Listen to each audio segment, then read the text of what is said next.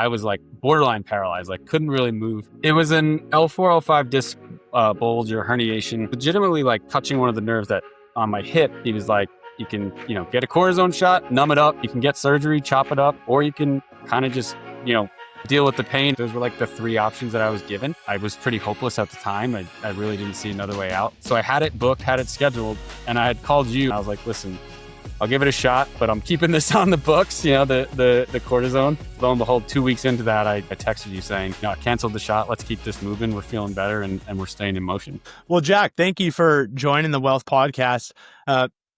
About 3 months ago, I just looked, you started Limitless on July 20th. So roughly 3 months here. You started for some back pain with an audacious goal to run the Chicago Marathon. I think it was a sub 250 goal. I don't know if we hit that goal, but I do want to go through what has transpired in the last 90 days from going to a lot of back pain or, some level to where you're at now. Like, what has transpired? Yeah, I joined Limitless actually on a recommendation from a mutual friend of ours, Andrew.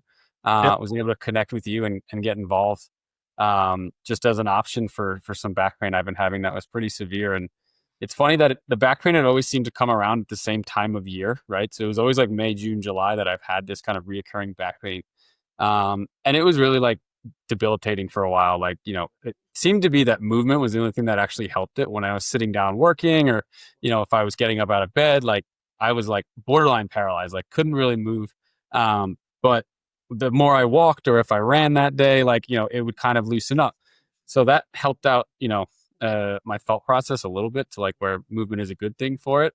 And then after talking with you and running through the Limitless program itself, I was like, over the last 90 days specifically, that's all it was focused on, right? It was like kind of this total body movement, items that will help kind of the whole holistic approach to it. Which I think in the long run, it helped that marathon journey of mine because I wasn't just focusing on that lower back pain. It was more so like, okay, ankle mobility and shoulder mobility and, upper back, which kind of seemed to have a trickle effect through the rest of my body and really loosen up that lower body, the lower back pain that I'd been having. And I can tell you from day one, when we spoke, I was like very much into some severe pain at that given point. I remember I was cooking dinner. I was like, all right, I just got to get through this. I was on the phone with you to literally having run 2 marathons within 90 days later, one literally across the world and, the most recent one in Chicago where we didn't quite hit the goal. But, some you have your days and some days you just don't have it, but it is what it is.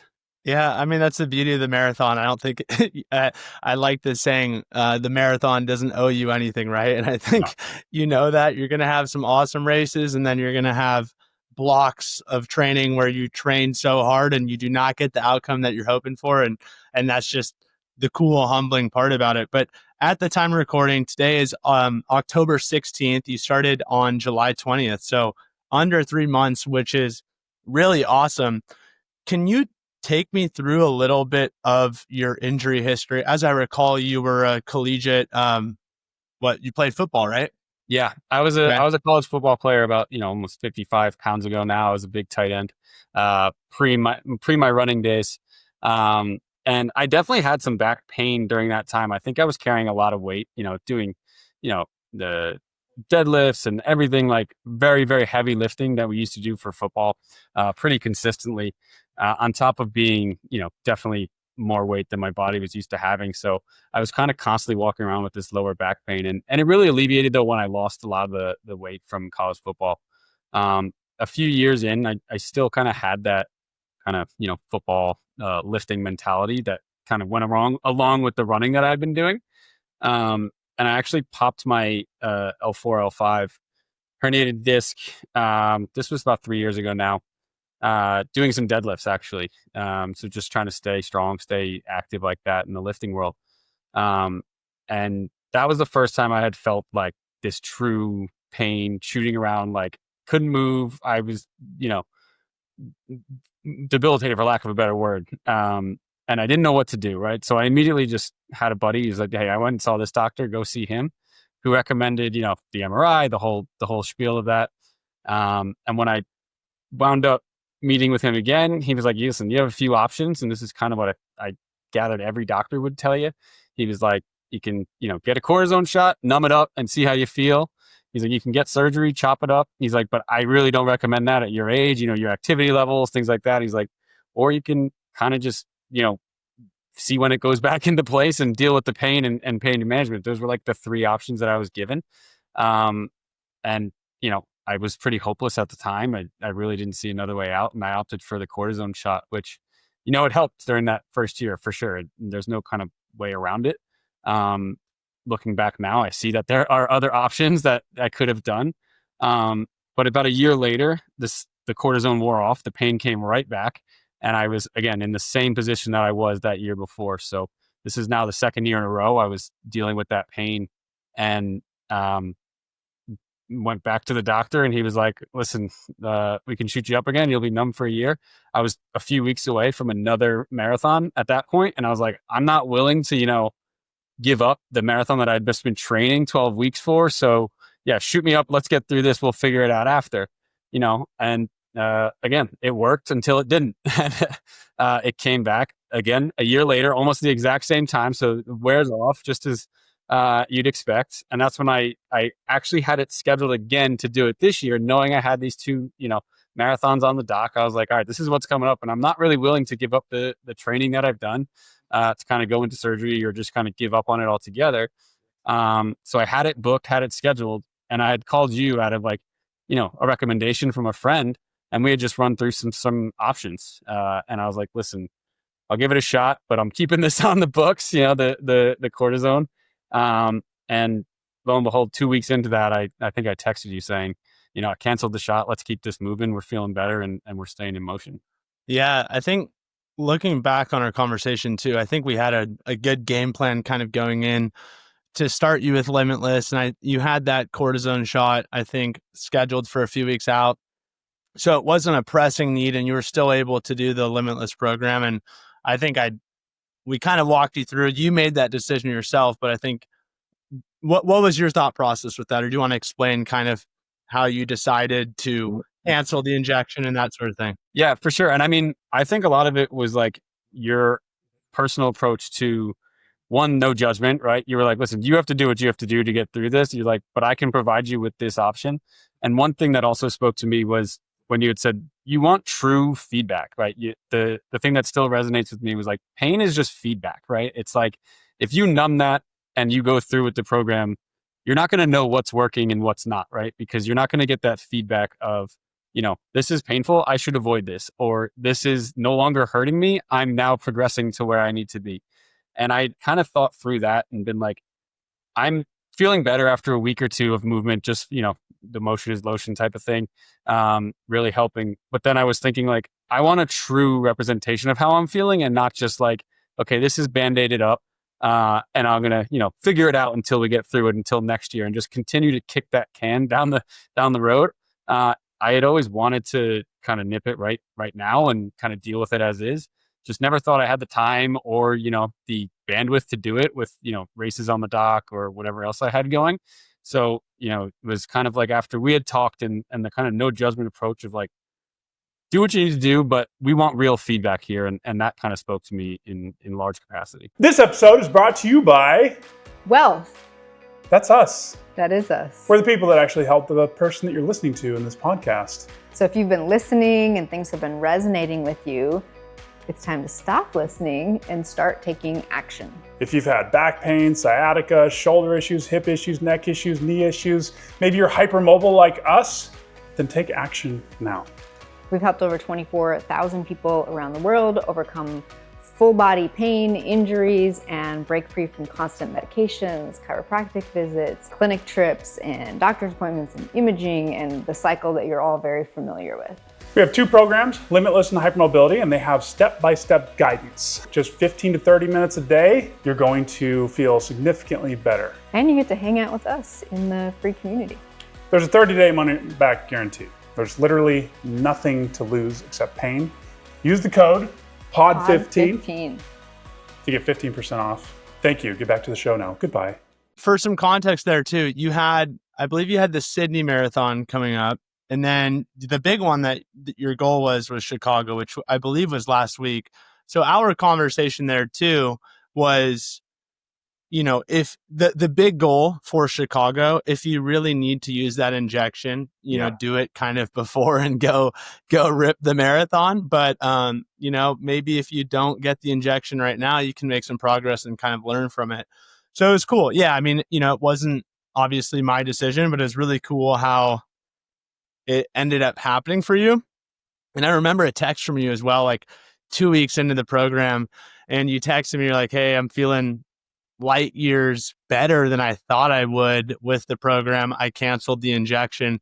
And that's just a cool text to hear, because it's like, okay, you've already had experience with 2 injections before, and you made the decision to cancel it based off of the proof that you had been improving. I'm curious as to what happened in those 2 weeks of starting Limitless, because I also recall, I think we chatted on like a Saturday or Sunday, and you're like, yo, I'm going to start the Limitless program, but I think on Wednesday I have a tough track day. And I was like, oh man, this is tough. It is a different territory in which you have people who are kind of mid marathon training. They're not going to give it up. They have a really heavy track day. They're doing 60 miles a week, but clearly we have kind of a chronic issue going on. So it was really fun to kind of problem solve with you and be like, hey, I believe we can still keep up the training.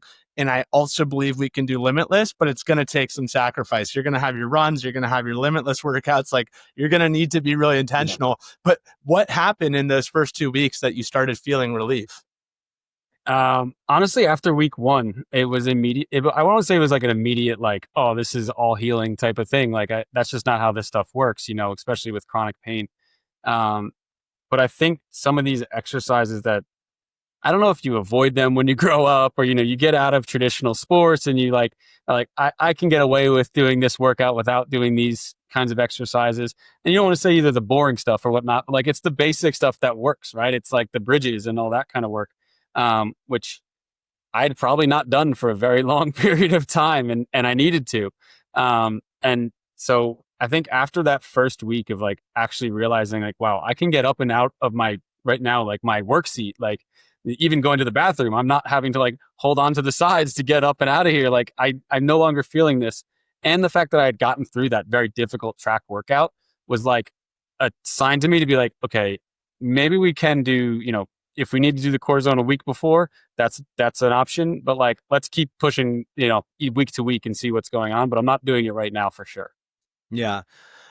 Can you take me through around the time that you were signing up? What was it that you were experiencing? I mean, you're mentioning not being able to go to the bathroom.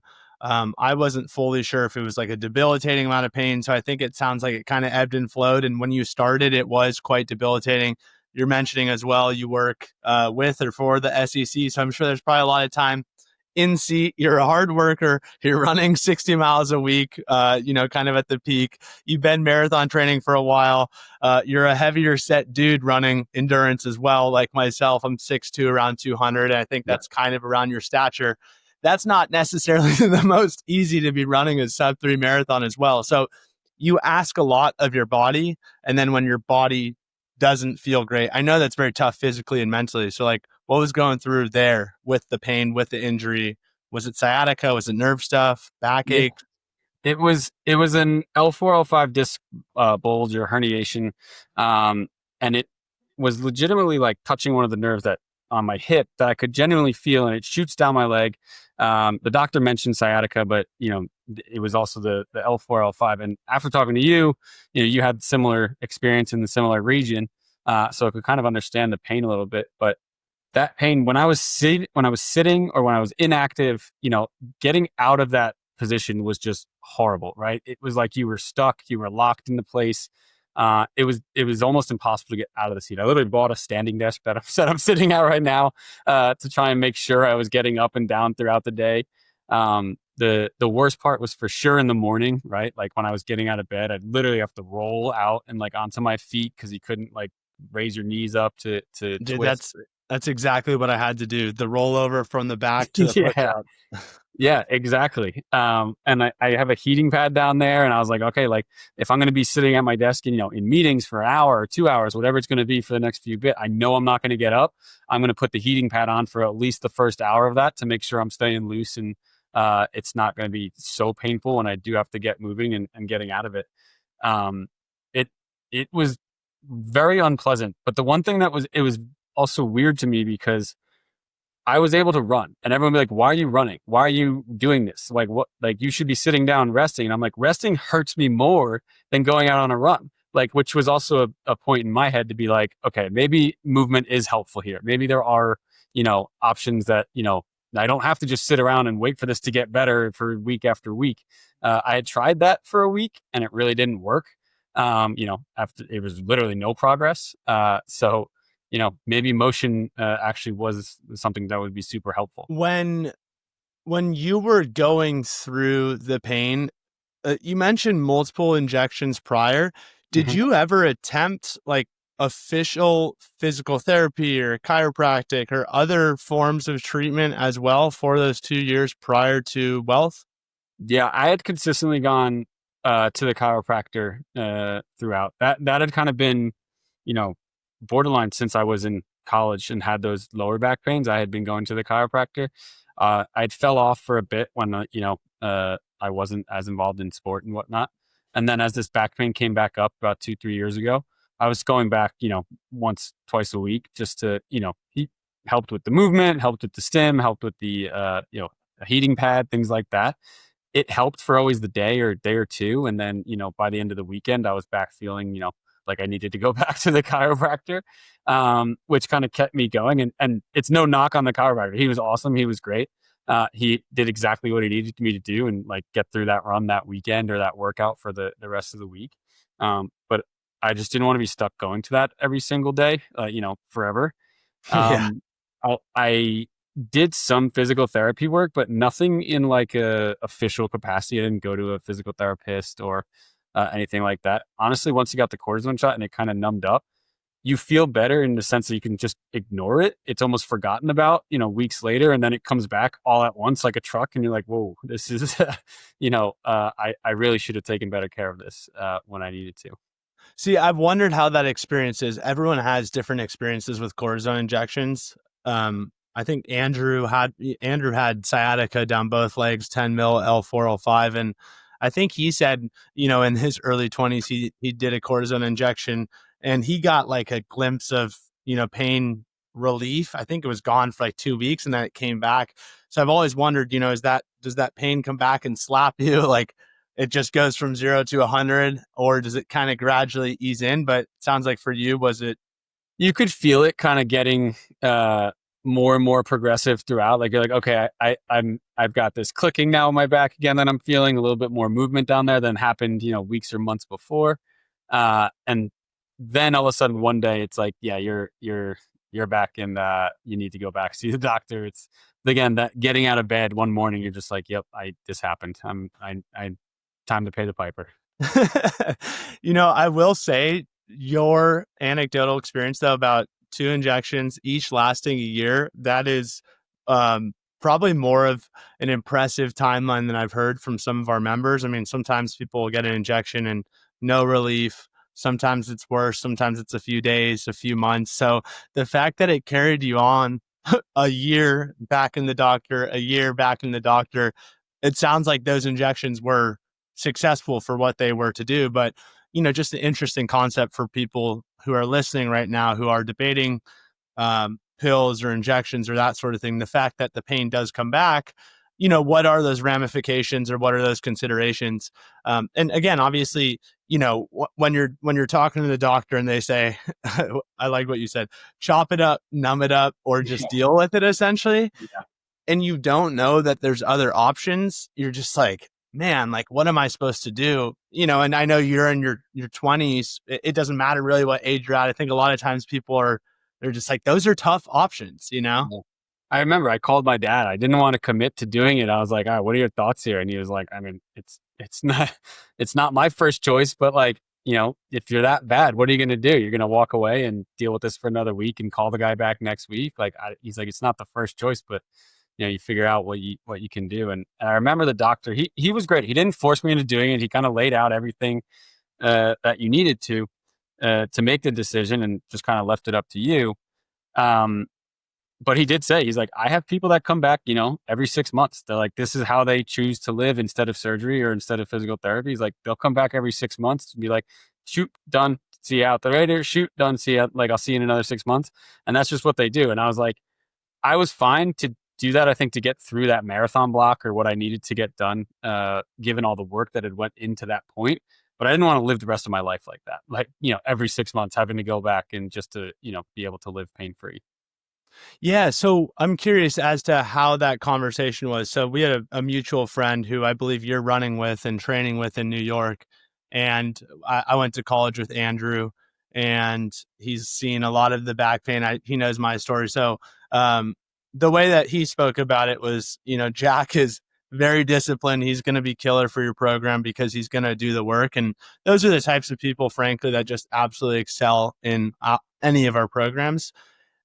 I think a lot of times people like the idea of being free from pain and healing their injury, and then you have to cut it up into, daily requirements for what the program is like. And going back to what you're saying, starting the program, it's not sexy. You're doing basic things. It's not necessarily fun, especially if you'd rather be pushing it, running or lifting. It is a different type of sacrifice. But just knowing that sacrifice will pay off is, you have to have experience with taking care of your body or being disciplined to be able to jump into our program and be like, it's not super fun doing the first few weeks of Limitless, but what is fun is when my body starts to feel better and I can do the fun things. So he kind of gave me a little bit of insight there as to, we'd be chatting, but I'm curious as to what kind of drew you into Whealth aside from his conversation or how that went in the first place. Yeah. I mean, after we had spoke and, Andrew mentioned the discipline that comes along with, running and everything else you have to do. I'm pretty strict on the weightlifting that goes along with that as well. So this initially just seemed like another thing added to my list, right? But to your point, I knew it was going to be, a long-term benefit for me that I had to be pretty strict on. And the one thing that others stuck out, in our initial conversation was like, look, I get it. You're not going to have the time every single day to do this program as much as it's my goal to do it every day. And as you said, I pretty much did, knowing that I had these marathons on the block. But it was 50% of this. Like, if you do a workout, right, if you do 50% of it, it's better than zero. So go and knock out 50% of it and then, finish the rest of it tomorrow morning, or do another, like, wrap it up on Sunday afternoon, just to get back to it. But don't sit there and do nothing. And I think that was super appealing about the program, was because I didn't have to, sit there and be like, okay, I know I have to dedicate an hour a day to doing this every time over, blah, blah, blah. It was more like, okay, what can you do today that will benefit you out of this program? And there's options on the program of like, this block 2 to 4 times through. It's like, okay, I only have time today for 2 times through. So I'm going to do that. And then tomorrow I'll do the 4 times through to make sure I push, that extra bit.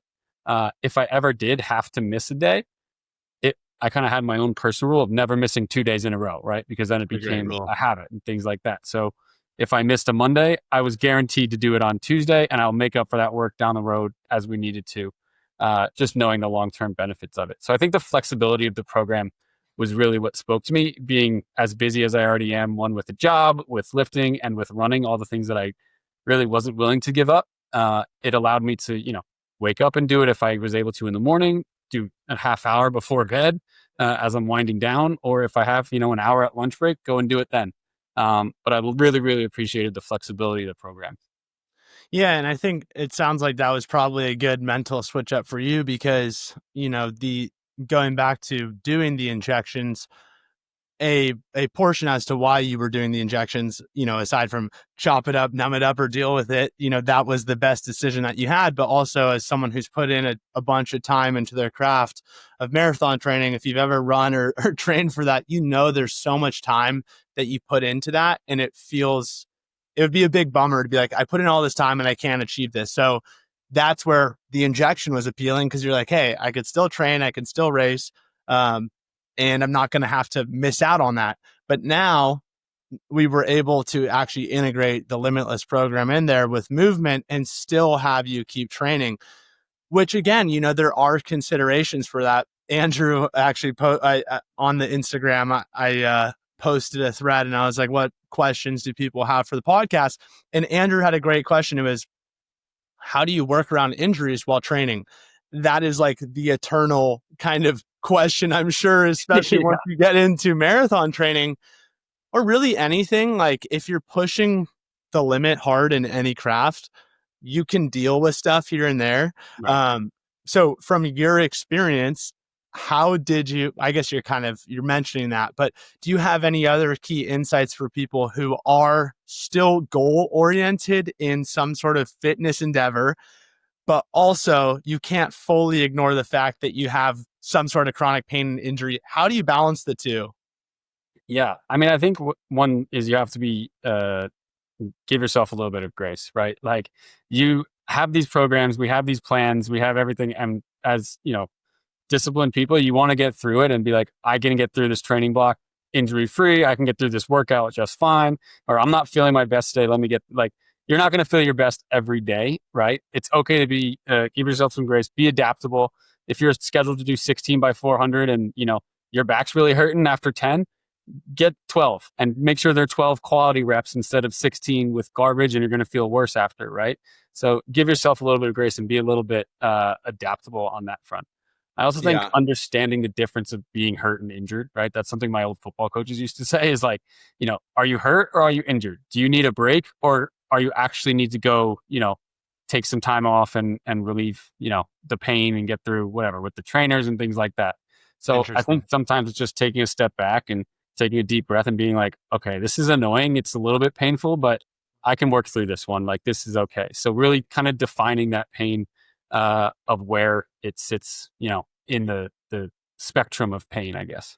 Yeah, which is kind of funny. So in that instance, you would say that you were hurt, but also in the same conversation, you're like, I couldn't get out of bed. I had to roll over, and I think everyone has a different pain tolerance as well. And ability to have these lofty goals while going through something as well, and it's like, especially when you're a collegiate athlete, you've been running, you've been lifting, at the end of the day, like, and as you're saying, well, I'm hurt or I'm injured, but resting feels worse than movement, right? So I think you found that right approach for you in that. And I think it's hard as runners too, like specifically on marathon blocks relative to other sports and like things that we've come out of. When you think of like the practice to game ratio, right? It's like, okay, football is probably the biggest one of all the sports, of being like, your practice to game ratio is really, you're practicing 5 days for one game a week. Baseball, you might practice, one day on, play a game the next one day. Like, so it's a very similar practice to game ratio.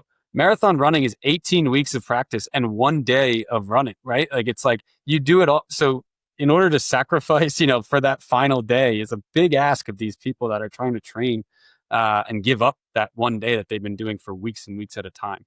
Right.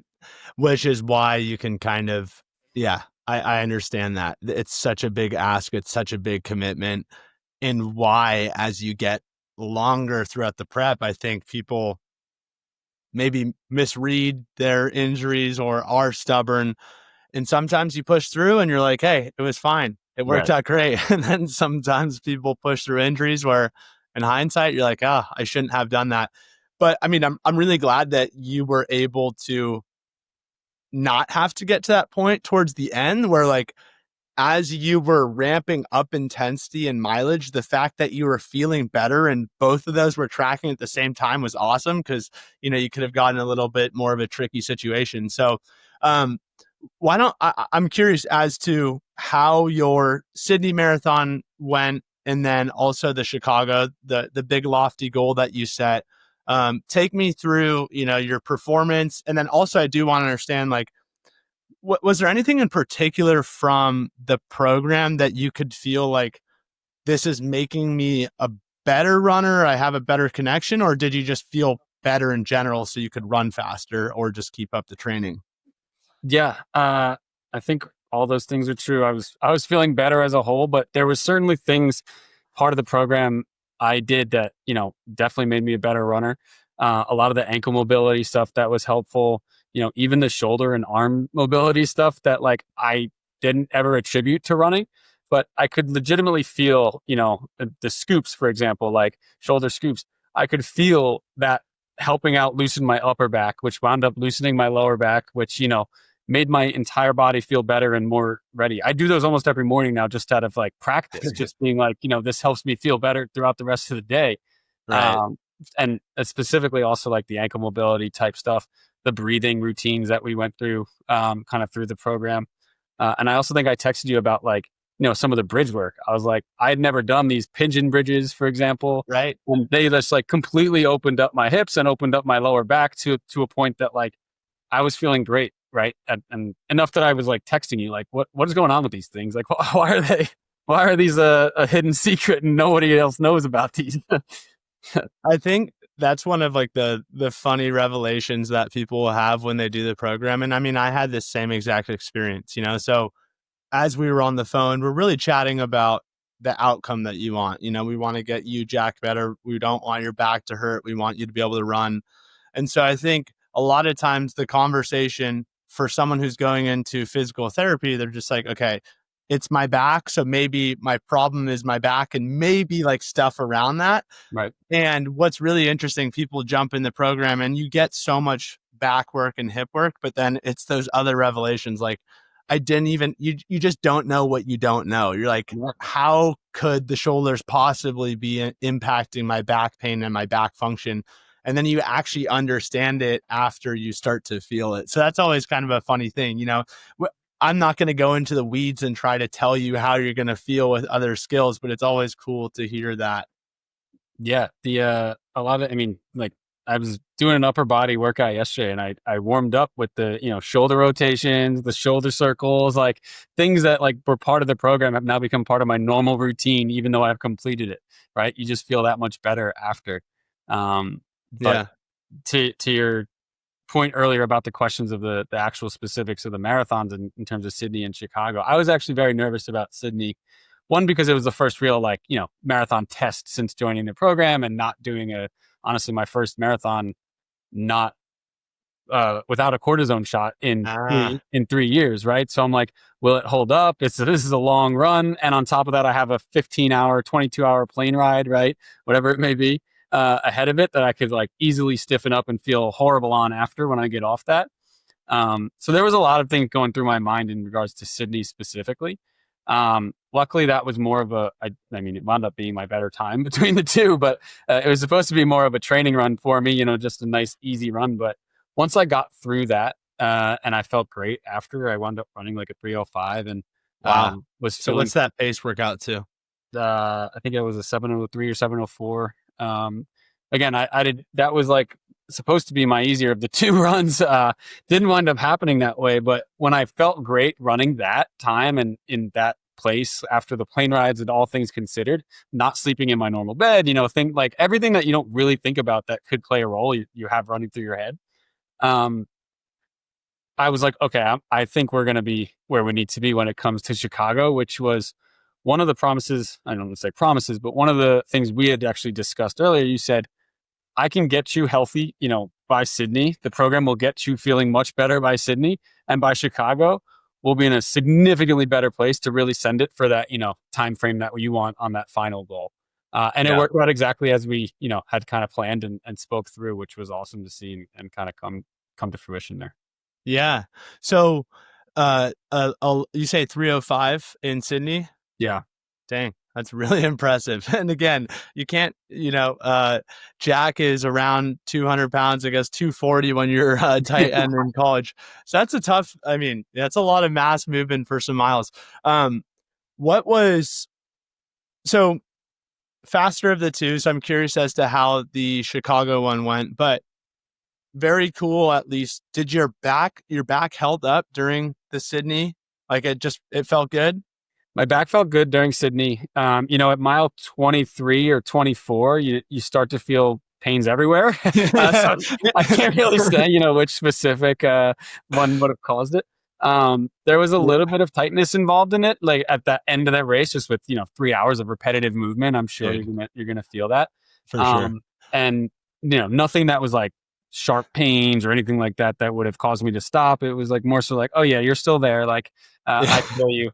I think you should be in pain. And I know sometimes people hear that and like, I should be in this horrible pain and I should have sciatica. It's like, man, maybe that's a different type. But by the end of the marathon, you are in agony, right? I mean, it's tough, but intentionally too. Yeah. So, but after Chicago, actually, I didn't feel anything in regards to my back. So that was 4 weeks after Sydney, 3 weeks after Sydney. Last weekend, Sunday? Last weekend. So just a few days ago. And, I was feeling like my back had no issues at all after the end of that one. So I was like, there was pain elsewhere, my legs, my shoulders, all the other spots that you traditionally get from a marathon. But, the back held up great during that. Yeah. Okay. Well, hey, that's a win. So, what ended was your goal for Chicago? Was it 250? It was 250. Dang, that's a lofty goal. So does that, what pace does that come out to? Like 6:30? That's just about a 6:30 pace. Yeah. 6:35, something like that. Oh my gosh. Kind of a moonshot of a goal for me. This was my 11th marathon. I've done all the world majors. I've run a sub 3 hour marathon in New York last year. So I was like, let's just throw a moonshot effort up there and see what we can do. Wound up blowing up at about 18 to 20, which, you run a little too close to the sun, you're going to get burned sometimes. So, it happens, but, by and large, it was a good weekend, good day specifically to run. There was a lot of PRs out there. Everyone did really well. And, we're overall happy with the weekend. So were you on track? For those first 18 miles, were you at that 6:30-ish pace? Well, I knew I wasn't going to hit it at probably mile 6, but I was like, okay, we're going to, there was just something off. I was like, all right, we're not going to have it today, but we're going to push as far as we can and see when we blow up. Maybe we blow up at, mile 26 and a half, and that's exactly when it could, but we'll see what happens. About the halfway point, I checked my watch. I was still, decently on track to hit it. And then about 16 to 18, I was like, the wheels started to fall off. 21, I had to go to the biofreeze tent to, numb my shoulders a little bit because I had some shoulder pain, and I was like, okay, let's get through and just finish the day strong and happy today. But didn't quite have it on that specific day, which is funny, right? Because the Sydney one, I had no pressure, ran nice and easy, relaxed, and wound up, doing better than I did in Chicago, where was the end goal. But, so it happens. And just the saying, smooth is fast, right? Sometimes, and you could take that smooth, sometimes relaxed is fast. And it's interesting, you didn't set crazy expectations for yourself to perform, and Sydney just ended up being a good one. But, and also that is the funny thing about the marathon. It's such a long race. And then when you don't have it early on in the race, you're like, it's a great mental exercise to acknowledge I'm not going to hit that goal, but I'm still going to give it my best. Yeah. Because a lot of people would throw in the towel and kind of be like, oh, this is unfair or whatever. So that's still why else do you do the marathon training, right? It's supposed to be for something other than just that time. Ideally, there's some pretty cool lessons that you're learning in that. I had one other pretty big blow up, and that was at Boston a couple years ago. And I actually knew at that one I wasn't coming close at mile 4. And so I texted my family, and I was like, don't have it today. So it might be a while until you see me. And they were like, oh boy, here we go. And I was like, because that makes, at mile 4, you got 22 miles of butt whooping coming your way, and the only way out is through. So, you got to just keep plugging away. Yeah. Well, hey, to be able to run your first 2 marathons without cortisone injections, to run 1 low 3s and then not have the type of pain, the back pain, the nerve pain, the sciatica, is a massive win. And those just, they weren't your days, but at least you're able to enjoy the process. So what would you say is next for you training wise now that you ran the Chicago? Depends who's asking, right? If if my parents come asking, I'm not doing another marathon anytime soon. But for myself, there will be more marathons on the dock for sure. Redemption? This can't be the last one. So does that redemption, does that make you want to be like, I got to go back for 250? Yeah, I think so. We got to go back. We got to go back to the well. There's just something about the inner athlete in you, right? You get something in your head, and you're gonna do it hell or high water at some point. Sure. That'll be the ultimate goal. There'll be some half marathons involved, try and do some different distances in the interim. I have no marathon on the dock right now, which is nice to kind of get some recovery in and really, really kind of coming off the back of 2 marathons, you really want to enjoy the recovery, especially in the winter months here in New York. For sure. Don't need to force myself outside for 22 miles on a 13-degree day in January. But I'll do some Hyrox type workouts, things of that nature, probably some half marathons, maybe some 5Ks, things to keep the body moving and keep me active, but not, bury myself in 20 plus mile workouts. Right. So I'm curious now, have you fully finished Limitless? Actually, yes, you texted me, you did. Yep. And I think that was several weeks ago. So were you doing it every day? Were you doing it close to 5 days a week? I mean, I did it every day. And there was every day. some weeks I had to travel for work, or it just wasn't possible to do it every single day. But I was borderline doing it every day, 7 days a week, when I could fit in 30 to 40 minutes, whether it be at lunch, whether it be when I first woke up. If I had a shorter run that day, I would just stack it on the back of that run before work in the morning. Or like I said, 9 o'clock at night, watching TV. I got a TV here and a yoga mat next to me. I'm like, I can just knock this out while I'm watching TV as well and get some of this done before bed. So really the flexibility of the program allowed me to kind of keep it going, 5, 6, 7 days a week, which I think was a huge benefit to how I felt so much better so quickly. Yeah. So is that roughly the time that it took you to do a workout was about 30 to 40 minutes? I would say 30 to 40 minutes. I liked kind of working around the longer ones on if I could read through it and be like, okay, this is probably going to take me close to an hour, I would dedicate just like my Sunday morning to that, right? Because I would have some recovery stuff on Sunday, no runs. So I was like, all right, let's go do an hour of Limitless, at the gym, go sit in the sauna for a half hour. And that's kind of our recovery for the morning for this week, which wound up working really, really well. Yeah, that's cool. So you finished it. I mean, yeah, your dedication. And that was the thing too. We were chatting on the phone and it was very easy to connect with you because, I've trained for the marathon, the half marathon. I'm like, dude, the amount of time, how much harder that is to show up for yourself all the time. I feel like Limitless in a sense should kind of be a breeze. Now it can be more difficult when you already have a full schedule that you're not really willing to give up. And that was my only thing. I was like, all right, it'll just be interesting to see how Jack balances this with his lifting, his running, and then throwing in Limitless and then working. But, I would say alternatively, if you're listening and you're wondering about this program, if Jack did it with 14 other kind of priorities. And then on the low end, sometimes we'll tell people hey, do the program 2 or 3 days a week. If that's all you're doing, hopefully this serves as some good inspiration to see it. If you're doing it with a busy schedule, training for a marathon, I mean, really, it should be something that people are able to drop into their schedule. So I'm curious though, now that you finish Limitless and you have these new training goals, does that make you are you writing your workouts in a different manner? Are you going to repeat some of the program? Are you just going to modify? How do you feel like this experience is going to shape your trajectory for how you lift, how you move moving forward? Yeah, I'm going to keep at a lot of these exercises, the ones that were introduced as one part of my workouts. For sure, warm-up pieces. I really enjoyed a lot of the warm-ups that went on with the Limitless program. So like 1 to 2 times through those first few, I felt like those were really great. So I'm going to keep at those, even on days that I'm lifting.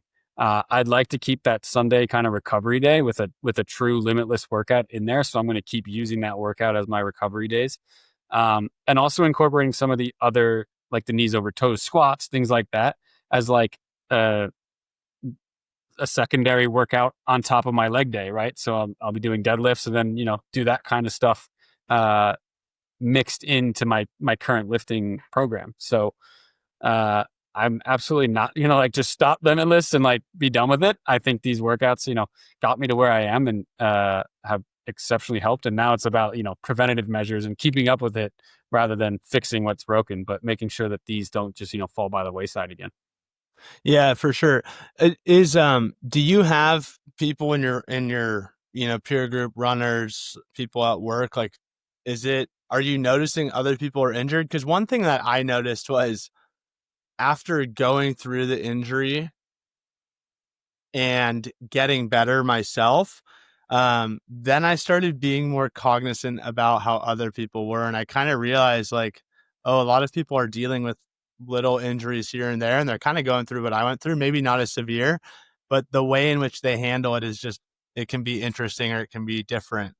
I'm Yeah, curious if no, you've seen any of that. people definitely. I've always attributed that to like, lack of strength training. People think that when you're running for 18 weeks, all you're doing should be running for 18 weeks, and it's like, no, you need to stay in the weight room, stay, keeping your muscles healthy, prioritizing recovery, right, which includes, days off, sauna days, active recovery type stuff. And then nutrition is a part of it as well, which I know is part of the Limitless program and whatnot. And like making sure we're getting enough calories that can, replenish the workouts that we're doing. I have always attributed people injuries to having those kind of missing some of those pieces. But you do see it quite often, especially when it comes to the marathon and the volume of work. It's not always, a gradual increase for people, right? Like they go from 5K to half marathon to full marathon. It's like, oh, one day I'm just going to run a full marathon, in 4 months time. Well, guess what? That's a lot more work than your body's been used to. So there's going to take a lot more prep and items that you're going to have to stay on top of, right? To make sure you're able to get there in 18 weeks or whatever is your training block. Right. Something I didn't ask you yet, but I'm curious, when you were going through the years of pain leading up to finding us, what were some of the most difficult aspects about back pain? What's part of my back pain? So in college, the mental back pain from when I was in college, yeah, it was like a lot of times the workouts specifically, I don't know, whether it be hang cleans, and you're not doing a small amount of weight either, right? So every time you max out, your coach wants more. They want 5 more pounds when you weigh in. So like, I knew that the gradual increases of that just wasn't boding well, and I couldn't honestly. I lost 22 pounds the first 2 weeks after my college football was done. Wow. So it came off like that, just not eating 4,000 calories a day and lifting like a maniac, like they wanted us to. Which, say what you want about how healthy that is as a general, that's a whole nother conversation. But I knew going into that stuff that it wasn't going to feel right. So I was doing a lot of medicine ball work, things like that just to keep me alive for that specific workout or that specific practice. And then I was like, we'll deal with it in the off season. We'll deal with it later on. We'll deal with it then. Yeah. In regards to like this specific back pain, it was a lot of like, I don't know, like we said, the paralysis of it that kind of hurt me. Like staying stagnant for way too long just was gruesome. And I knew, I was like, looked at my work calendar. I was like, okay, I have 3 meetings coming up right now. This is going to be a long Wednesday for me. Right. Yeah. For someone too, that just, lifelong athlete, the physical pain, I know the physical pain hurts, and then the mental aspects as well can feel very isolating, or, if you're someone who really enjoys progress or that sort of thing, goals, and you can't achieve them, it's tough. It's also just, I'm sure it feels weird to be in a situation in which you never thought you would be in at any age. But obviously, like, I resonate with your story, because for me, it was in my 20s, and I was like, I never thought I would be in this very humbling injury in my 20s. And I'm sure people probably think that about any challenge in life. Like, oh, I never thought I would be here. But there is kind of this weird feeling where you look around at your peers and everyone else, and supposedly you're healthy, you look good in the mirror potentially, or maybe not. But, for you, you're like, I look like I'm healthy, but kind of this invisible thing is this back pain, this nerve pain that's really detracting from my ability to excel and reach my potential. I know that was one of the harder things, and being like, am I going to be able to reach my potential, or is this thing going to limit me a lot? Yeah. And as someone who you pride yourself in doing the right things, taking care of your body, making sure you're eating properly, making sure you're lifting properly to stay on top of the injury prevention stuff, to actually have it happen to you. And then it's like, okay, now you got to take some days off, is like, what do you mean? Like, no, I can't take some days off. Now I've been doing everything right? Like, that's not it. It's a blow to your ego to be like, I've done everything right, and now I still can't practice, or I still can't do this. Like, what's wrong here with this picture? Right. Yeah. It's tough. hard to speculate, but had you not started Whealth in July, like, do you have a thought as to where you would be right now? I know it's tough to be like, I'd be injured. I wouldn't, but No, I honestly, after those first 2 weeks when I had texted you being like I canceled it, there was really no looking back on it and no really thinking about the alternative. Honestly, I probably would have panicked, got the shot again. I would have been like, Yeah. all right, let's knock this out. And I would have been dealing with this again in the spring come next year and been like, okay, this is now worn off maybe a little sooner than it was before. Yeah. And it's not quite as effective as it had been the last few years, because you know how that works. And it would have just been something that I've continuously kicked down the road, and would have had to eventually, go to physical therapy or just cut out running and all this stuff out of my life altogether in order to get healthy on that side of things for the period of time it took to fix it. Right. So, and when those injections worked for the time period they did you just not go to PT just simply because you felt good and you didn't feel like you had to? Twofold on that. Yeah, definitely because I felt good. I was like, all right, well, I'm feeling better. It's doing what it's supposed to be doing. And the second part of that was the scheduling, right? It was like, I already have stacked up things on top of it. And, even if I go to physical therapy, is he even going to believe me that things are wrong? Because I'm going to be able to do everything he's telling me to do because I can't feel my back, right? Like I'm numbed up. So he's going to be like, I don't know what to tell you here. So there's part of that psychological aspect as well. Is like, okay, well, you look like you're healed. You're very active and running marathons and lifting 1,000,000 pounds, doing whatever. He's like, so what's actually wrong here? Right. Yeah. I think, what I think is unfortunate about society in some subsects is, like, I think a lot of people can get caught in the trap of continually relieving and kind of ignoring or blocking pain, so a lot of pills, injections, that sort of thing. And again, it's a tough thing because everyone values their life, their time, their goals. And I totally understand how you jump into that first injection if you're like, I'm busy, I'm a father, I'm a parent, whatever that is. I have all these things to do. I have big goals. The allure of, I'll just kind of do this thing once, or I'll take this pill one time and then it's going to help me out. Okay, I can understand how you can kind of get in that loop. But then I think a lot of times people don't zoom out and be like, do I want to be in this loop forever? And I don't want to be this like evangelist, like, oh, you should never take pills or anything. That's not what I'm saying at all. But I do think when you pull yourself out of that situation and you kind of think about it, one thing that I will tell members based off of my experience and what I see our members go through is, if you're able to take a pause and just kind of critically think about your situation, I believe that kind of a pain and injury, it can be one of the best things to happen to you. It certainly was for me. And the reason why that is if you listen to the pain or the injury or whatever that challenge is that you're going through in your life, and it will force you, it'll give you some motivation. It will force you to work on things that you wouldn't have otherwise worked on had you not been injured. And so for me and for you, had we not been injured, we probably wouldn't have to think about being as cognizant or truly understand the importance of recovery, mobility, the skills in the program that you're like, man, these feel so good. You just would have never done them. And so this is where I think there's this really cool arc for people, athletes who go through a very debilitating injury, but they take it so seriously and they actually allow it to propel them forward. I think that's what happens, because if you take yourself not injured, and who knows, two worlds, Jack not injured, Jack injured, who's going to be better? I don't know. And maybe this is just kind of the optimistic way that I look at it as well. Like, hey, I have this pain and challenge. I might as well make it good. But for me, I just feel like it's been a blessing every single day, every single year moving forward. I mean, I've gotten into half marathon training, weightlifting, and it was like, there was a time in my life where 99 out of 100 days I was in pain. Now it's the other way. It's like 1 out of 100. Like, I can count on one hand how many days I wasn't able to train this past year because of some sort of injury. And I think it's because that injury that I had flipped my entire world upside down. and I was able to learn about it, just be so much smarter. So I like to think, I'm only going to get better and better because of that injury, but maybe it's an optimistic way of thinking.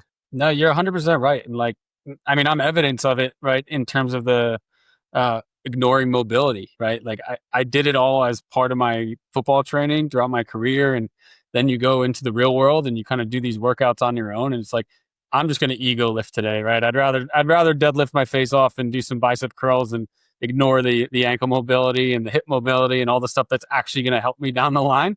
And now like this injury, like you said, forces you to kind of rethink what you should prioritize when you're in the gym. It's like, I can probably cut down on the weight a little bit or cut one more set off one of these things. There's room for everything, right? Like you cut all of that off and still get in the mobility work that's necessary to enable to, recovery work, whatever it may be. Yeah, for sure.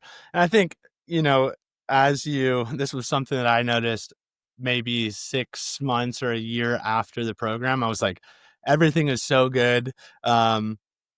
Like I'm fully fixed, and I did neglect some of the mobility and the stuff that really helped me get better. And I started to feel my body kind of get a little tighter, and it didn't get to a painful situation, but for me, that was a signal. I was like, the stuff that got me better, I stopped doing because I'm better, so just be cognizant of those signals as well. Obviously it's like when everything feels good, it's like, well, I'll just go lace up the shoes and just go rip it. Cause you could do that right now.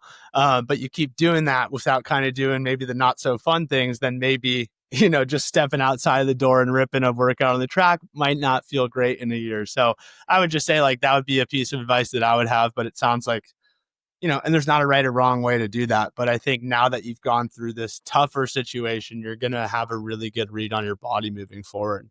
Yeah. And I'm excited, honestly, for the spring and summer next year to see when normally that cortisone shot and the injection would have worn off to how I'm going to actually feel without having it worn off, right? It's like you're going to just do the work to get your body into a normal period instead of like having my mind be like, okay, this is about the time when it wears off. What am I going to feel now? Right. Yeah. Well, we'll be celebrating your 1 year anniversary and kind of seeing where we go. But Jack, it was great chatting. Thank you so much. And congrats on all of your success and 85 days of Limitless. And no doubt that this is just the start. Keep me in the loop on what marathon that's going to be for your sub 250. I know you'll go back and smash it, but I think you'd really enjoy the half marathon stuff. I would imagine maybe if you're kind of like, I guess the way that I was tracking it, my goal was to go do a sub 3, and I never went and did it because I did the half marathon, and that was like about a 125. I did a 125. So I was thinking roughly, okay, double that probably would put me, and then add 10. Like, is that kind of roughly the consideration? So for you, if you want to do a 250, you got to kind of be around 119, 120 pace, and then maybe you could kind of be there. Exactly. Yeah. I've done a couple 125 halves, and the halves are awesome. I love that. So fun. They don't take over your life either when it comes to training and things like that. So yeah, right. But you're pretty spot on. You have to be around the 119, 120 in order to do the sub 250 number there. Okay. I think I'm just gonna pay Andrew and just have him pace me. I should be like, I'm just gonna follow you for 26 miles to get this over with, man. Oh my gosh. Yeah, that was I really enjoyed going from the marathon training to the half. It's kind of funny how your mind changes, but a lot of those runs I was doing anywhere from 7 to 10 miles, whereas like that's a light run. But yeah, I mean, you're totally right. When you're training for the marathon, it's like you throw in a Saturday long workout, and after you're antisocial and you're like, man, I'm actually smoked. Whereas the half, you're like, oh, I just got a good run. And I definitely felt less of an interference into the day to day. But, it's also fun. I enjoyed it going from slower miles to like, oh, wow. The half though, you're on an aggressive pace from the start, which is like, and you can stack more speed days in there too with the half because it's, less miles and less, ground and pound on your legs. So I'm looking forward to that. There's plenty of halves here in the fall, but for the next few weeks, it's going to be, recovery and a little bit of time off after this last round. All right, man. Hey, well, keep me in the loop. Appreciate you. And thanks for sharing your story today. I know it's going to inspire other people who are going through debilitating pain, going from that situation where you're doing injections, can't get out of bed, can't sit through the day. I mean, I will say, you being like light years ahead in 2 weeks, full transparency, not all of our members have that quick success. But it happens, and you're an aspect of that. Typically, and when we had that conversation initially, I didn't promise you anything, but I think we were both realistic. I was like, hey, by the time Chicago comes around, if you are disciplined for 100 days, like, you'll really be in a good situation. And here you are. So proud of you. Thank you for taking the course seriously and sharing your story. Absolutely. No, I appreciate you guys and all the work Whealth has put in and benefited me. So thank you. And also congratulations to you on the wedding. And, there you Thank go. you, sir. Appreciate it. Yeah, you live to see the tale here. So yes, sir. Hey, well, till next time. Awesome, Cam. I'll talk to you soon. All right.